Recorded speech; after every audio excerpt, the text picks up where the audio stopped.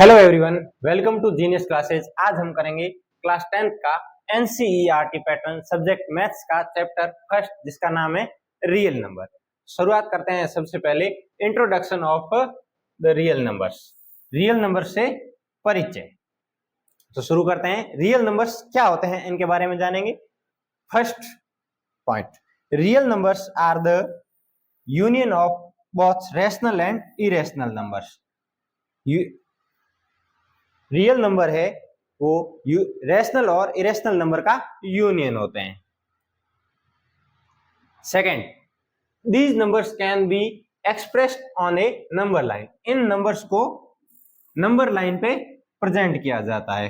जैसे ये 0 इस तरफ पॉजिटिव की संख्या होती है, इस तरफ नेगेटिव की।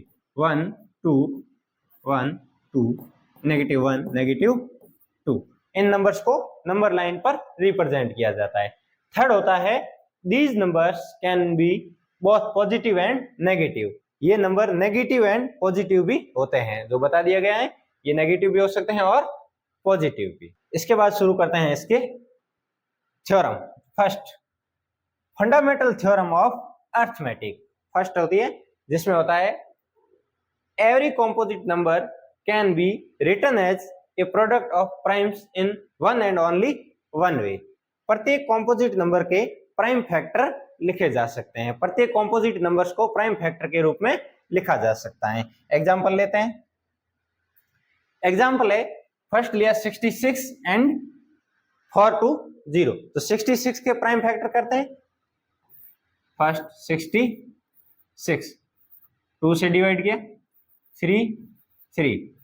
3 से किया 1 and 1, थर्ड टाइम 11 से। तो इसके प्राइम फैक्टर्स हो गए 2 × 3 × 11। सेकेंड 4 to 0, इसके प्राइम फैक्टर करते हैं 4 2 0।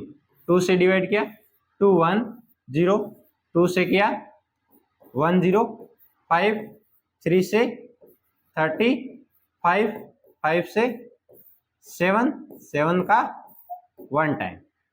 इसके 2 × 3 × 5 × 7। 66 के प्राइम फैक्टर 2 × 3 × 11 एंड 4 to 0 के प्राइम फैक्टर्स 2 × 3 × 5 × 7। इनका 66 होगा और इनका 4 to 0। सॉल्यूशन वही है क्योंकि इनके प्राइम फैक्टर से प्राइम फैक्टर इनका मल्टीपल होता है। Next, HCF and LCM using prime factorisation. इसके बारे में करते हैं। नेक्स्ट, इनका example, LCM 66 and 4 to 0 and HCF 66 and 4 to 0। तो एलसीएम और एचसीएफ प्राइम फैक्टर्स की हेल्प से किस प्रकार किए जाते हैं वो देखेंगे। तो जैसे 66 का आया था 2 × 3 × 11 एंड 4 to 0 का था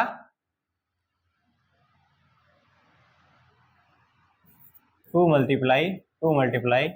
3 5 and 7। तो सबसे पहले एलसीएम के लिए देखेंगे। तो एलसीएम में सारे नंबर्स आएंगे और कॉमन नंबर से वो भी चलते रहेंगे। उनके अलावा भी जो नंबर है वो भी लिखे जाएंगे। तो इन दोनों में 2 कॉमन है, जो कॉमन है वो नंबर्स भी आएंगे और उनके अलावा जो बचे नंबर है वो भी लिखे जाएंगे। तो एलसीएम के लिए लिखते हैं 2, सेकेंड टाइम है 2, फिर से 2 3, तो 3 एंड 11 है, 11 से पहले 5 and 7 ऐसे स्मॉल लेटर है एंड 5 and 7 × 11 मल्टीप्लाई करते हैं।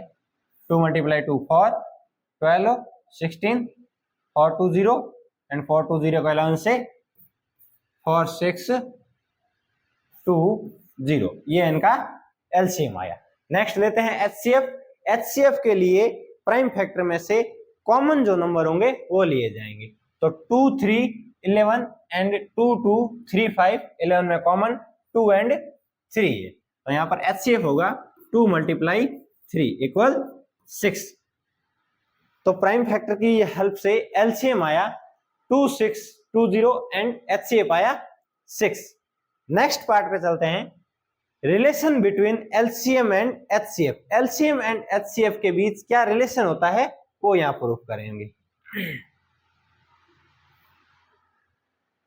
शुरू करते हैं, कोई एक एग्जांपल लेते हैं। एग्जांपल के लिए ले लेते हैं, मैंने लिया फर्स्ट नंबर ले लेते हैं 66, यही एग्जांपल लेते हैं। सेकंड नंबर ले लेते हैं 420, दोनों का मल्टीप्लाई कर देते हैं, इक्वल एलसीएम हम यहाँ ज्ञात कर लेते हैं एंड HCF है वो 6 मान रख देते हैं। सॉल्यूशन देखते हैं, 66 multiply 420 equal LCM multiply HCF की वैल्यू 6। यहाँ सॉल्यूशन करते हैं, एलसीएम फाइंड करना है, equal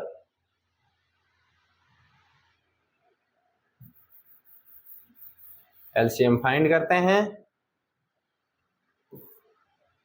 LCM equal 66 multiply 420 upon 6 से 11 इक्वल 11 मल्टीपल 420, सॉल्यूशन 0 2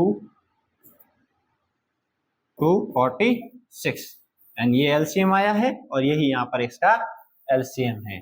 तो एलसीएम एंड HCF के बीच जो रिलेशन होता है वो प्रूफ होता है। तो इस प्रकार ये इसकी सेकेंड प्रॉपर्टी जो एलसीएम एंड HCF के बीच रिलेशन को वेरीफाई करती है। ओके।